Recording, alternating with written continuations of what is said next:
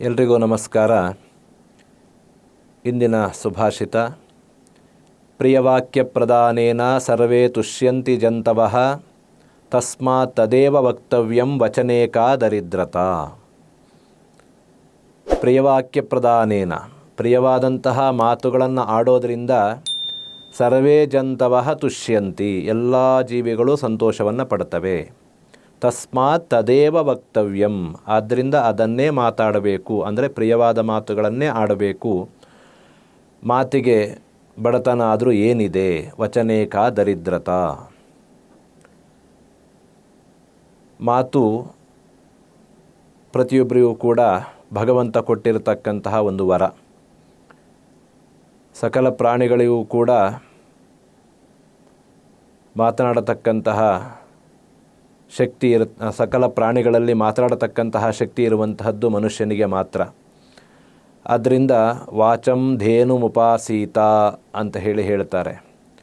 ನಾವು ಮಾತನಾಡುವಾಗ ಅತ್ಯಂತ ಎಚ್ಚರಿಕೆಯಿಂದ ಮಾತಾಡಬೇಕು ಅಂತ ಹೇಳಿ. ರಾಮಾಯಣದಲ್ಲಿ ಶ್ರೀರಾಮಚಂದ್ರ ಆಂಜನೇಯ ತನ್ನನ್ನು ತಾನು ಪರಿಚಯ ಮಾಡಿಕೊಂಡಂತಹ ಸಂದರ್ಭದಲ್ಲಿ ಲಕ್ಷ್ಮಣನ ಹತ್ರ ಹೇಳ್ತಾನೆ, ನೋಡು ಈ ಆಂಜನೇಯ ಎಷ್ಟು ಚೆನ್ನಾಗಿ ಮಾತಾಡ್ತಾನೆ, ಸಂಸ್ಕಾರ ಕ್ರಮ ಸಂಪನ್ನಾಂ ಅದೃತಾಂ ಅವಿಲಂಬಿತಾಂ ಅಂತ ಹೇಳಿ. ಅವನ ಮಾತನ್ನು ಕೇಳ್ತಾ ಇದ್ದರೆ ಅತ್ಯಂತ ಸಂಸ್ಕಾರಯುತದಿಂದ ಕೂಡಿರತಕ್ಕಂತಹ ಮಾತು ಅವನದ್ದಾಗಿದೆ. ಆ ಮಾತನ್ನು ಕೇಳಿದರೆ ಬಹಳ ಸಂತೋಷ ಆಗತ್ತೆ ಅಂತ ಹೇಳಿ ಆಂಜನೇಯನನ್ನು ಅವನು ಹೊಗಳುತ್ತಾನೆ. ಮಾತು ಆಡಿದರೆ ಹೋಯಿತು, ಮುತ್ತು ಒಡೆದರೆ ಹೋಯಿತು ಅನ್ನತಕ್ಕಂತಹ ಗಾದೆ ಇದೆ. ನಾವು ಯಾವತ್ತೂ ಕೂಡ ಮಾತುಗಳನ್ನು ಆಡುವಾಗ ಬಹಳ ಎಚ್ಚರಿಕೆಯಿಂದ ಮಾತನ್ನು ಆಡಬೇಕು. ವಾಕ್ಶಕ್ತಿ ಅನ್ನುವಂಥದ್ದು ವಿದ್ಯುತ್ ಶಕ್ತಿ ಇದ್ದ ಹಾಗೆ. ಅದನ್ನು ಸ್ವಲ್ಪ ತಪ್ಪಿ ಬಳಸಿದರೆ ಅಪಾಯಕಾರಿಯಾಗಿ ಅದು ಪರಿಣಾಮವನ್ನು ಹೊಂದುತ್ತೆ. ಮಾತು ಅನ್ನುವಂಥದ್ದು ಕ್ರಮ ತಪ್ಪಿದರೆ ಹೇಗೆ ವಿದ್ಯುತ್ ಶಕ್ತಿಯನ್ನು ನಾವು ಹೇಗೆ ಒಳ್ಳೆ ರೀತಿಯಲ್ಲಿ ಬಳಸ್ಕೊಂಡ್ರೆ ಅದು ಬೆಳಕಾಗ್ತದೆ, ತಪ್ಪಿ ಬಳಸ್ಕೊಂಡ್ರೆ ನಾವೇ ಕರೆಂಟ್ ಹೊಡೆದ ಕಾಗೆ ಹಾಗೆ ಆಗ್ತೇವೆ.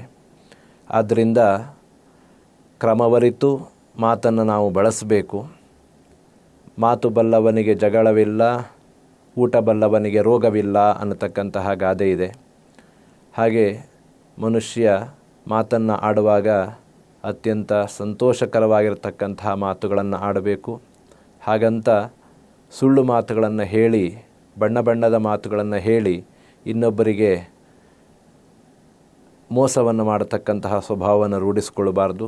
ಆದರೆ ಸಾಧ್ಯವಾದಷ್ಟು ಮಟ್ಟಿಗೆ ಇತರರಿಗೆ ಪ್ರಿಯವಾಗಿರತಕ್ಕಂತಹ, ಹಿತವಾಗಿರತಕ್ಕಂತಹ, ಮನಸ್ಸಿಗೆ ಸಂತೋಷವನ್ನು ಕೊಡತಕ್ಕಂತಹ ಮಾತುಗಳನ್ನೇ ನಾವು ಆಡಿದರೆ ಅದರಿಂದ ಸಕಲರೂ ಸಂತೋಷ ಪಡ್ತಾರೆ.